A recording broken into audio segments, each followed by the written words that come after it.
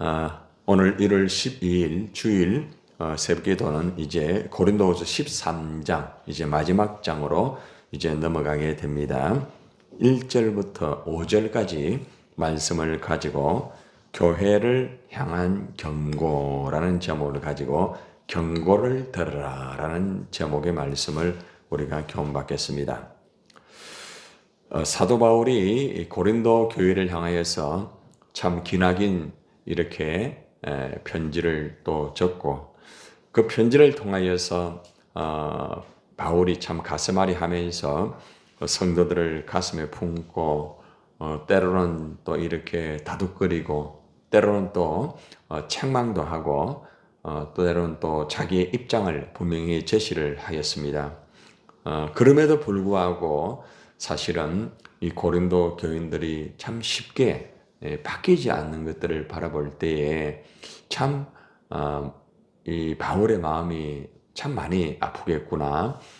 자신의 마음을 털어놓고 또 사랑하는 모습을 보였음에도 불구하고 이렇게 바뀌지 않는 이들의 모습을 보면서 이제 사도 바울이 마지막으로 이 편지를 이제 13장으로 넘어가면서 상당히 이제 앞에서 이렇게 좀 차분하게 그리고 또 이렇게 또 그들을 또 끌어안고 이렇게 나아갔지만은 마지막에 이 13장을 이렇게 기록하면서는 상당히 이렇게 좀 강한 그러한 경고를 하고 있습니다.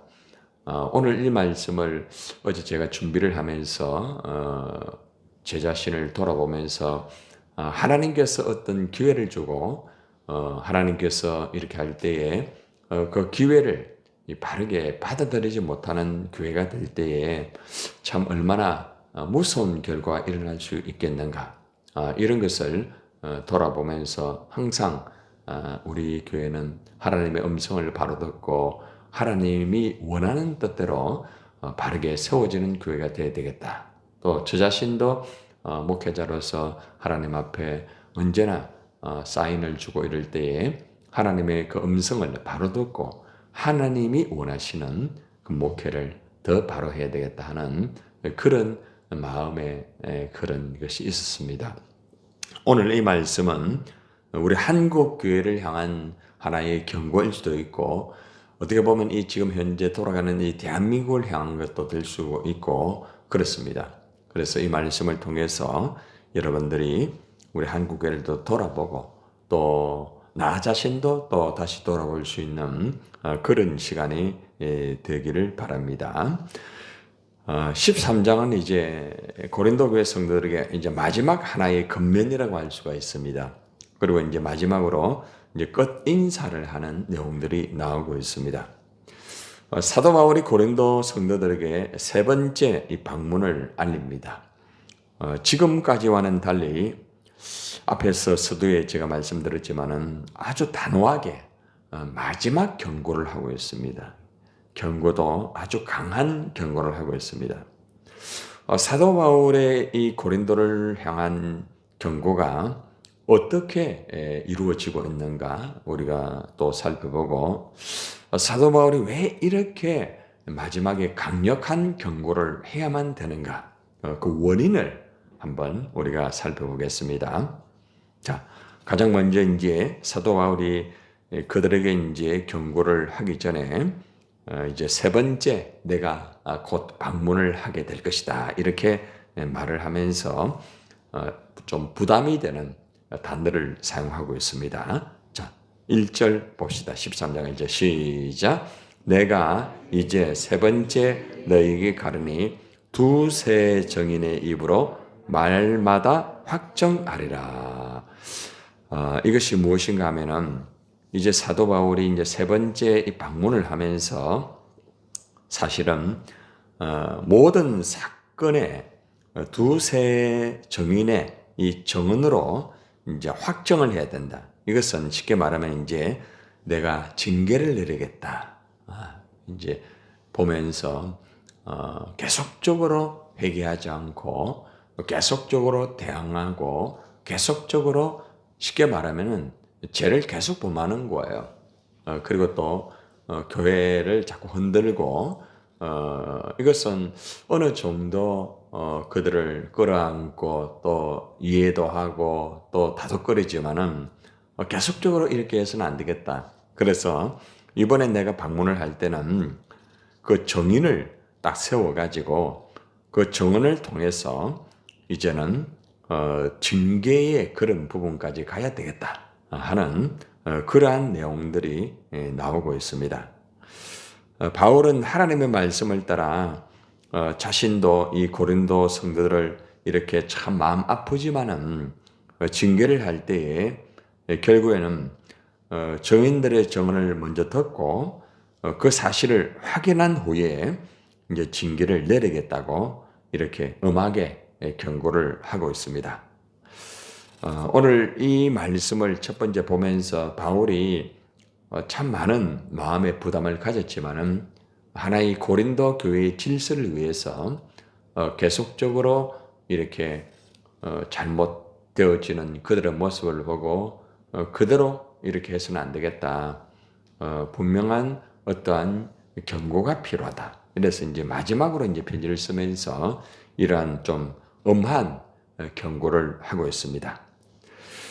바울이 경고하는 이유와 바울의 이제 경고에 대한 내용을 한번 봅시다.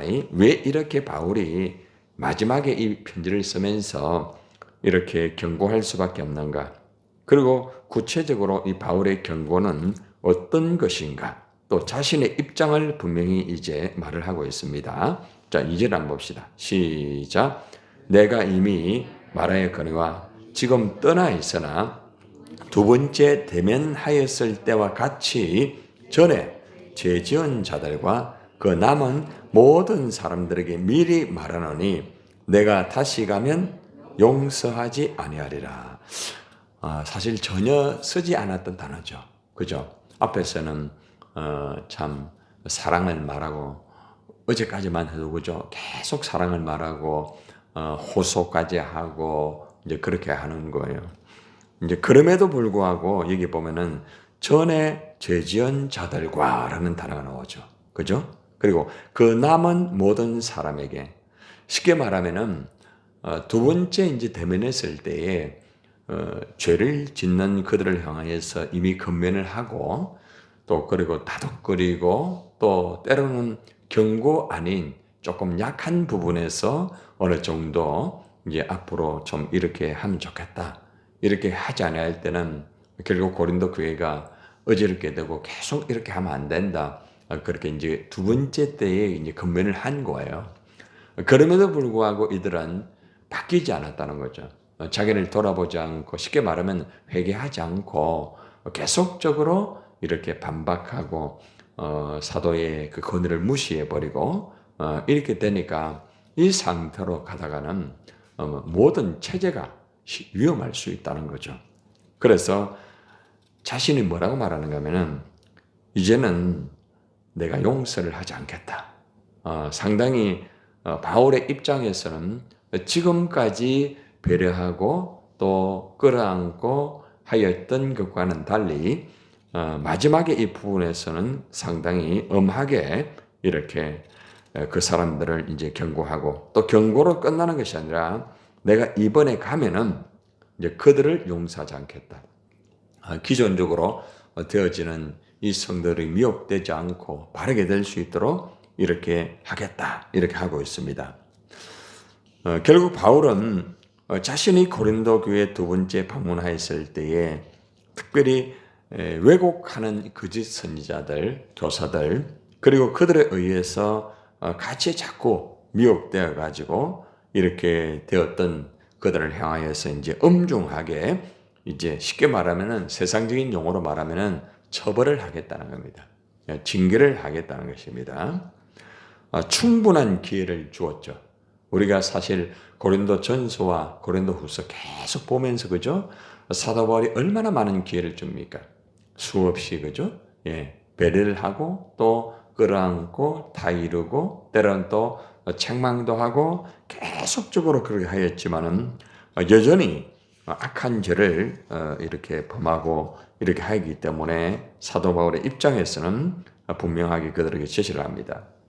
그러면 사도 바울이 왜 이렇게 마지막 장에서 이러한 상당히 큰 어떤 결단을 하고 이렇게 지시를 하는가? 그것은 이제 바울의 그 연약함을 계속 오히려 조롱을 하는 거예요. 조롱을 하고 그리고 또 교만하게 이렇게 대항을 하고 이렇게 이제 하게 되니까 결국에는 이것을 분명하게 그들에게 제시를 함을 통하여서 그동안 이 사람들이 바울의 모습을 그저 좋게 여기고 또 무슨 말을 하더라도 결코 어떻게 좋게 받아들이고 또 무조건 끌어안고 이러다 보니까 이제 이 상태에서는 안 되겠다. 그래서 이제 이걸 제시하게 되니까 쉽게 말하면 이제 정신이 이제 좀 바짝 들 수 있는 그러한 하나의 경고라는 것입니다. 아주 참 중요한 부분의 말씀이기도 합니다. 여기서 우리가 이제 깨달을 수 있는 것은 우리가 어떤 일을 할 때에 특별히 이제 바울의 입장에서 참 이 부드러움도 필요해요. 또 인내도 필요해요. 그러나 그것만 가지고 모든 것이 되는 것이 아니라 결국에는 어떤 그 지도자로서의 그 권위와 그리고 또 바울의 그 입장에서는 질서를 잡기 위해서는 분명한 강한 모습이 있어야 된다. 이제 이런 것도 포함이 되어 있어요. 그리고 또 엄중한 그러한 결단, 그리고 또 특별히 하나님 앞에서 분명한 계속적으로 회개하지 아니할 때는 이런 모습들이 이루어질 수 있다는 것을 제시를 한 것이죠.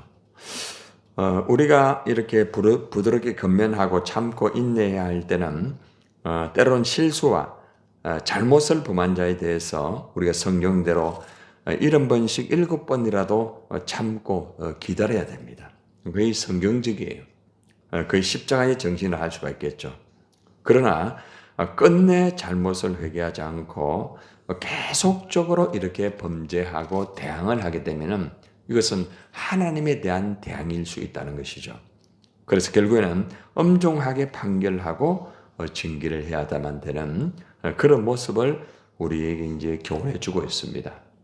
그래서 교회는 항상 이제 질서가 있어야 되고 또 우리 대한민국도 마찬가지겠죠. 대한민국도 질서가 있어야 되는 것입니다. 그래서 우리가 언제나 하나님 앞에서 모든 것들을 우리가 진행하고 또 때로는 함께 나아갈 때에 이러한 것들이 필요한 것을 우리에게 아주 중요하게 가르쳐주는 부분이라 할 수가 있겠죠. 자, 그러면 이제 사도 바울이 이제 이런 입장을 말을 하면서 내가 다시가면 용서하지 않겠다고 하는데 바울이 경고를 하게 된 또 한 가지 이유, 가장 결정적인 이유를 말을 하고 있습니다. 자, 한번 봅시다. 3절입니다. 시작. 이는 그리스도께서 내 안에서 말씀하시는 증거를 너희가 구함이니 그는 너희에게 대하여 약하지 않고 도리어 너희 안에서 강하시니라. 자, 이게 무슨 말인가 하면은 여러분이 그리스도께서 나를 통해 말씀하시는 증거를 요구하고 있다. 자꾸 요구를 하는 거예요. 이게 무슨 말인가 하면은 쉽게 말하면은 계속적으로 결국에는 그 요구에 의한 것들은 사도권에 대한 증거를 요구하고 있답니다. 사도권의 증거. 당신이 사도라고 하면은 그 증거를 좀 보여달라. 응?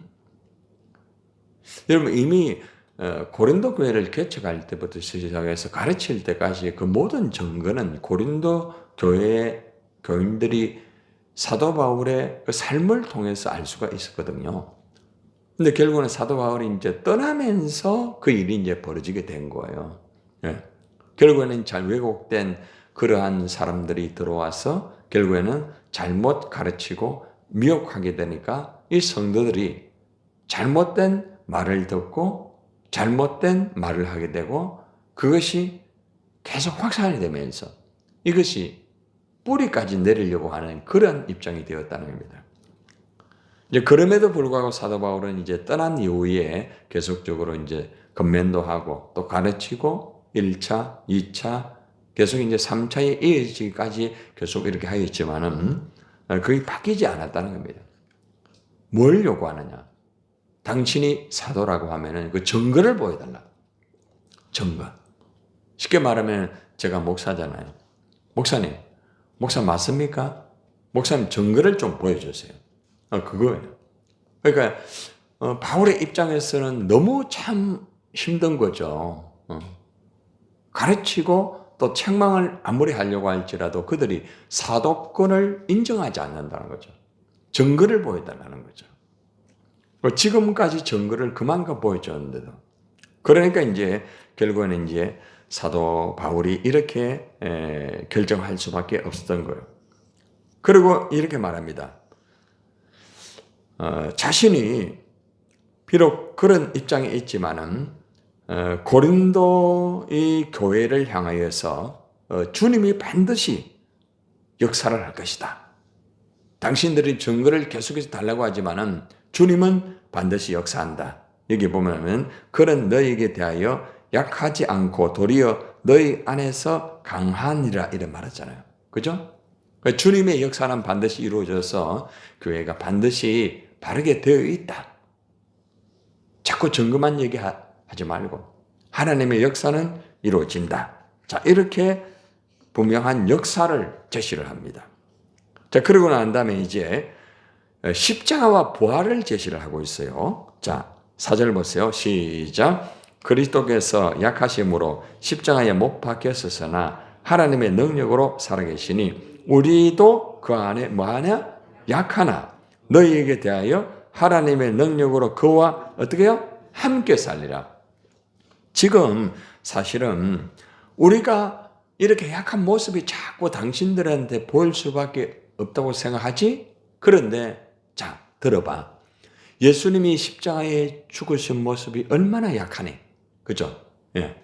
예수님의 십자가 보면은, 아니, 예수님이 십자가에 그렇게 고난받고 그렇게 하면서 왜 그렇게 약한 모습을 보이느냐? 그런데 하나님의 능력으로 살아계시다. 이런 말하잖아요. 십자가가 약한 것 같지만은 그 십자가는 부활을 통하여서 하나님의 능력을 보였다. 이와 같이 우리도 십자가 안에서 약한 것 같이 보일 것이다. 그러나 하나님의 능력, 무슨 말입니까? 하나님의 능력으로 부활하였던 그 능력으로 그와 함께 산다. 결국 하나님의 능력으로서 분명하게 이 능력을 교회 안에 우리가 보여주겠다는 말이에요. 지금 현재로 바울을 향하여서 사도권을 자꾸 부인하고 받아들이지 않지만은 사도 바울은 십자가와 부활의 능력을 가지고 약해 보이지만은 부활의 역사가 이루어졌듯이 그 하나님의 능력을 우리를 통하여서 보여줄 것이다. 확고한 그 십자가와 부활의 능력을 그들에게 제시를 해주는 것이죠. 아무리 상대가 이렇게 힘들게 하고 어렵게 한다 할지라도 십자가와 부활의 능력으로서 모든 것들이 이루어질 수 있다고 하는 이 바울의 이 분명한 모습, 이 당당한 모습이 우리에게도 굉장히 필요하다는 거죠. 자, 5절의 말씀으로 이제 넘어갑시다. 5절은 이제 결정적으로 그들의 믿음이 당신들의 지금 믿음이 얼마나 잘못됐다는 걸 아느냐 이것을 좀 다른 각도에서 제시를 하고 있습니다. 이제 오늘 이 말씀이 사실은 교회를 향한 경고에서 마지막에 딱 하나의 타켓으로서 정확하게 그들을 향하여서 그 마음의 중심에 그 화살을 꼽는 것하고 똑같아요. 자, 봅시다. 5절 시작. 너희는 믿음 안에 있는가? 너희 자신을 뭐하고? 시험하고 너희 자신을 뭐하라? 확정하라. 예수 그리스도께서 너희 안에 계신 줄을 너희가 스스로 알지 못하느냐? 그렇지 않으면 너희는 어떻게 해요? 버림받은 자니라. 이게 참 무서운 단어죠. 여러분은 자신이 믿음 안에 있는지 좀 점검을 해봐라. 그리고 자신을 좀 시험해봐라. 당신들이 지금 믿음이 있다고 하지만은 한번 점검을 해봐라. 지금 사도 바울이 이 거짓 교사들하고 또 같이 어울리고 있는 그 사람들을 향해 지금 말을 하고 있다는 거죠. 그리고 당신들 믿음 한번 테스트를 해봐라. 예수님께서 여러분 안에 계시다는 사실을 알지 못합니까? 예수님이 지금 여러분 안에 있잖아요. 그런데 체크해 보세요. 자, 그런데 이거를 지금 이 사람들이 안다는 거예요? 모른다는 거예요? 지금 모른다는 거예요. 쉽게 말하면은. 예. 그러니까 내가 믿음이 있다고 하면은 예수님이 내 안에 분명히 계시고 그 예수님이 어떤 예수님인지 이거를 바로 알아야 될 거 아닙니까? 그죠? 그런데 이걸 지금 모르고 그냥 자기들의 기준과 자기들의 원칙만 가지고 이걸 가지고 계속 하다 보니까 바울이 마지막에 이 경고를 강력하게 하면서 가장 핵심적인 당신들의 믿음에 대한 것을 한번 점검을 해봐라. 그리고 또 시험을 해봐라. 진짜 그것이 지금 당신 믿음 맞느냐? 이렇게 하면서 결국에는 뭘 말하는가 하면은 그렇지 않으면 이 말은 무슨 말인가 하면은 이것을 만약에 모른다고 하면은 여러분들은 버림받은 자가 된다. 그러니까 결국에는 버림받은 자는 계속 이것을 모르는 자예요. 가룟 유다죠. 가룟 유다. 한 예를 들면 가룟 유다를 보세요. 예수님이 가르쳐도 모르잖아요. 예수님이 회개할 기회를 주었어요, 안 주었어요? 주었잖아요. 그것도 한 번도 아니고 두 번도 아니고 계속 예수님이 알면서도. 그런데도 이 가룟 유다는 쉽게 말하면 자기 믿음을 점검하지 않았다는 거죠. 그죠? 그리고 자기 자신이 정말 어떻는지 한번 돌아본다든지 자신에 대한 그 시험에 대한 것도 한번 체크를 해봐야 되는데 전혀 체크도 해보지 않고 그냥 자기의 주관과 자기 중심으로만 예수님 곁에서 그냥 일을 했다는 거죠. 그러니까 자기 믿음을 모르고 일을 했다는 거예요. 자기 믿음을. 이게 무슨 말인가 하면은 자기 믿음이 얼마나 연약한지 모르고 일만 하면 이런 결과가 벌어지게 되는 거예요. 내가 지금 얼마나 하나님 말씀대로 아닌 모습으로 이렇게 하고 있는가 이 사람들은 몰랐다는 거예요. 예. 그러면 결국은 나중에 버린 자가 될 수밖에 없다는 거죠. 이건 굉장히 중요한 부분이에요. 제가 이 말씀을 어제 묵상하면서 가장 중요한 부분은 우리 믿음이 정말 우리가 올바른 믿음인가를 항상 점검을 해야 돼요. 그리고 또 우리가 어떤 말씀을 듣고 교훈을 받을 때에 내가 부족하였구나. 내 믿음은 참 연약하구나. 이게 바른 믿음이라는 거예요. 이게 굉장히 중요한 거예요. 그러니까 우리가 살다 보면은 신앙생활을 하고 일을 하다 보면은 실수할 수 있고 잘못할 수 있어요. 저도 그래요. 예. 여러분 보기에는 김 목사는 실수 안 하고 잘못 안 하는 것 같지만 아닙니다. 저도 잘못한 거 많고 실수도 많이 합니다. 예. 그런데 중요한 건 뭔가 하면은 내가 목회하는 게 아니구나. 내가 하는 게 아니구나. 이게 무슨 말인 줄 알아요? 내가 그만큼 약하다는 거예요. 여러분 볼 때 김 목사 굉장히 강한 것 같이 보이지만은 하나님 없으면 끝나는 거예요. 그러니까 하나님 앞에서 항상 내가 참 연약하구나. 그런데 제가 믿음으로 일을 하고 어떤 경우에도 흔들리지 않고 나가는 것은요. 내가 굉장하기 때문에 아니에요. 나를 돌아보면서 내가 연약하니까 나의 연약함이 하나님의 강함이라고 했잖아요. 그죠? 바로 이거예요. 그래서 오늘 우리가 이 마지막 부분에서 결정적인 우리 믿음의 체크가 확인이 되면은 그렇구나. 가장 중요한 것은 하나님 앞에서 나의 믿음을 점검하고 내가 연약하다는 것을 아는 것이 굉장히 중요하구나. 바로 그 사람은 버림을 절대 받지 않습니다. 그러나 자기의 믿음을 모르는 사람, 내가 믿음이 굉장히 약한데도 굉장히 강한 줄 생각하는 사람. 지금 이 고린도 교회 교사들이거든요. 아예 말을 듣지 않아요, 이 사람들. 대항을 계속하는 거죠. 결국에는 버림받은 자가 된다. 이 결론을 내고 있습니다. 여러분들, 마지막으로 여기서 시험하고 확정하라 이 단어 있죠. 그죠? 시험하고 확정하라. 이 단어가 어디에 서 있는가 보니까 이 재련소에서 순금을 정제할 때에 이 불순물을 검사한다는 의미가 있더라고요. 정밀하게 조사하고 살펴본다는 의미가 있어요. 그래서 우리는 항상 우리의 모습들을 체크하고 우리 안에 잘못된 불순물을 제거하고 정밀하게 조사하고 살펴봐야 되는 것을 가르쳐주고 있다는 거죠. 우리 믿음은. 네. 살펴보면 나도 그렇고 여러분도 그렇고 불순물이 많아요. 네. 뭐 일부 그 차이지. 뭐 내가 여러분보다 뭐 굉장히 깨끗합니까? 아닙니다. 저도 안에 보면은 사실은 참 부족한 거 많아요. 예. 목사님은 굉장하게 목사 아닙니다. 저도 실수하고 저도 불순물이 있고 저도 연약하단 말이에요. 똑같아요.